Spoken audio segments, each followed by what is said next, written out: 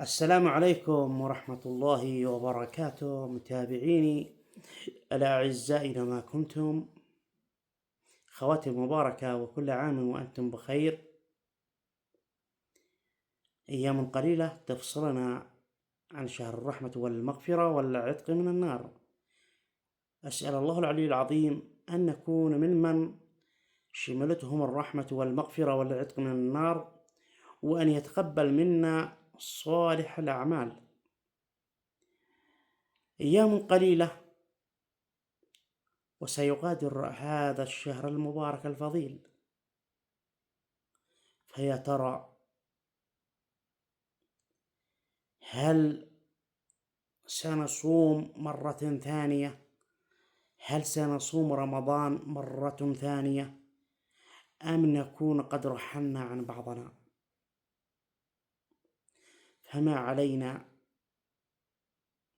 إلا أن نسارع في فعل الخير،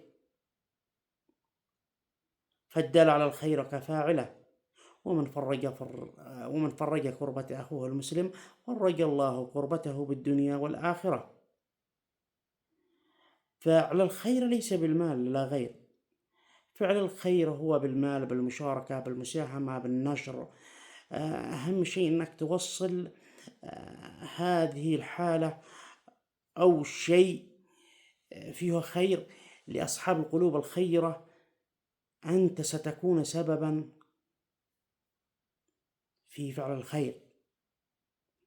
وفقني الله وإياكم لما يحبه ويرضاه، ويشهد علي الله أننا فتحت القناة هذه ستكون في خدمة الضعفاء والمساكين، لا أريد منها جزاء ولا شكورا إلا أن أكون مساهم في فعل الخير، وأن أكون أوصل صوت كل ضعيف ومحتاج إلى كل صاحب قلب خير يوقف معه.